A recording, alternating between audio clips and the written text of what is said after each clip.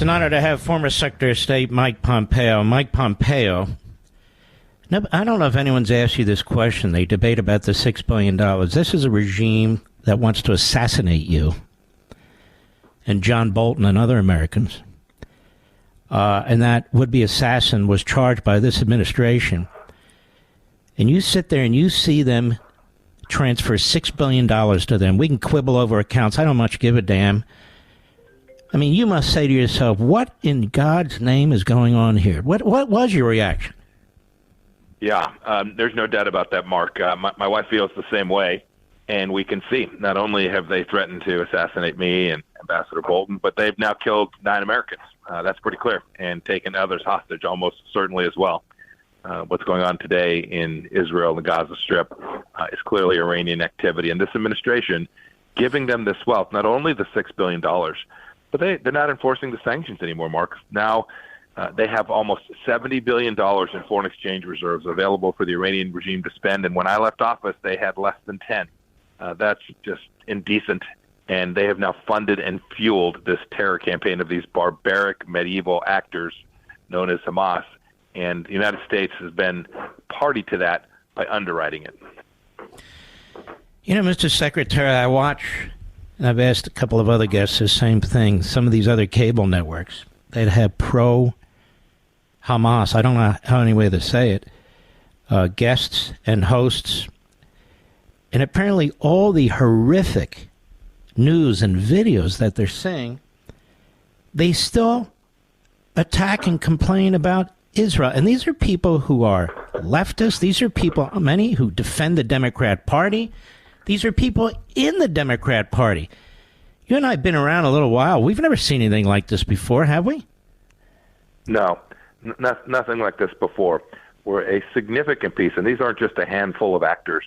This is the left center of the Democrat Party, the Democrat Socialists. These are all serious people engaged in the Democratic Party's political process. These aren't wingnuts. They are talking about Hamas as if somehow they've been so mistreated and that whatever happened to them somehow justifies raping, pillaging, killing 200 people who were just doing nothing more than going to a concert or a party in southern Israel. No, it's unexplainable to me. I was in Dallas this week, and there was a big protest, pro-Palestinian protest. Look, we know this. We know that this is not all of the Palestinian people, but we know that they have permitted their leadership to become terrorists and haven't done a thing about it for an awfully long time. And they have now killed over 1,400 innocents in Israel. People, not just Israelis, but Americans and people from other countries as well. And to see these Democrats saying that and not seeing Chuck Schumer and the other Democrat leaders criticize them, take them on directly, it's just simply indecent, Mark.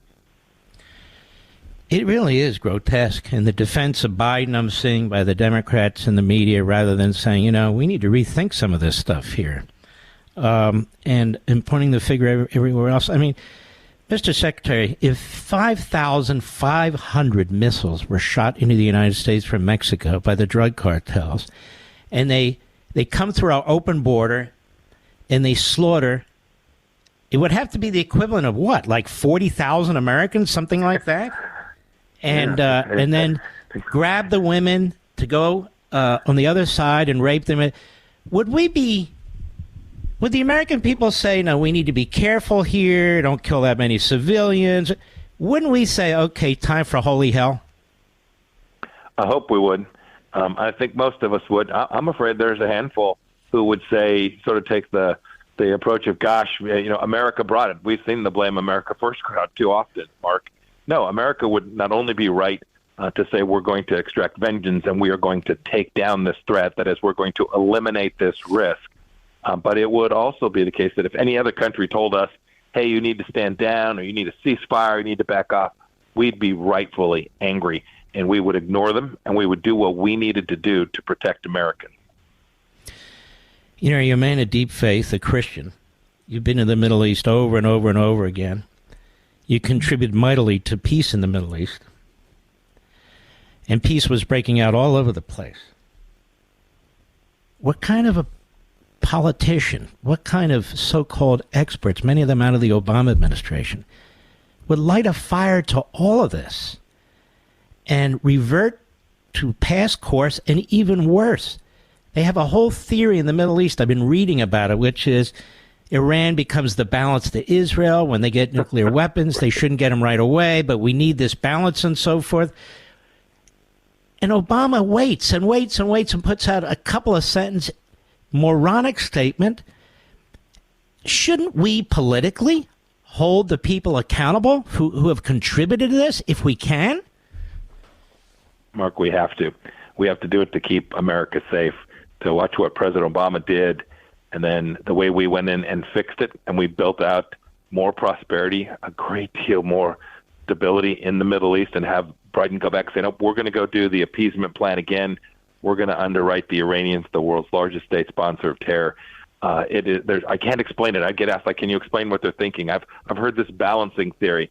Make no mistake about it. The Iranians don't want to balance a thing. They want to wipe Israel from the face of the earth. They want to continue to slaughter Jews, and they are prepared to do whatever it takes to achieve that end. And our responsibility is to make sure we protect Americans and support the people of Israel as they do the work to protect themselves.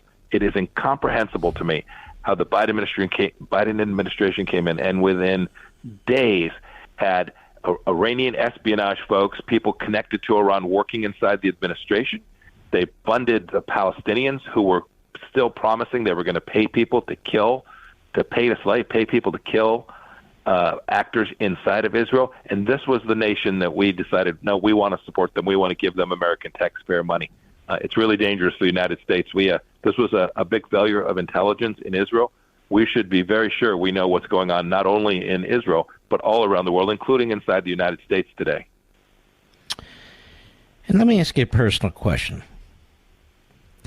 You spent really the highlight of your career successfully bringing peace to the Middle East. You are on the Iranian hit list. I mean, to be taken out. You see what's happening to your fellow human beings over there now. It's hard to sleep at night with all this, isn't it? It is, Mark. As a Christian, I keep praying for the people of Israel, praying for the Jews there to protect their rightful homeland, praying that we will find a pathway to eliminate this evil. Something else we all know, right? It reminds you that there is good and evil in the world. You can just see it and feel it when you watch these videos. It breaks my heart to see what's happening there. And I lose a lot of sleep thinking, were we still there? Were we still able to exercise American influence and American power? Could we have prevented this from happening? And it breaks my heart to see that the Biden administration just unwound the direction, which was to isolate the Iranians, put them in the box, and build out alliances between Christians and Jews and Muslims throughout the Middle East in a way that would have protected an awful lot of human life. I see some of these videos, Mr. Secretary, and it really does remind me of the Holocaust. The little kids, the babies, the swastikas, the girls that they're shoving into the jeeps to drive over the border there, the slaughter of all those kids at that festival, just mowed them down and grabbed what they could. I mean, this if this isn't Nazi-like, Hitlerian, then I don't know what is. I have 30 seconds left for your final thought. I think that's a pretty good summary, and it requires a response like the one that we got around to, too late, but got around to after the Holocaust, right? We extracted, we took the vengeance that was appropriate, and we eliminated the threat. We need to make sure that in the days ahead, it's going to be tough, and the weeks ahead, it's going to be tough. We need to make sure. And we're going to want to have you back because you're a moral standard. God bless you, my friend.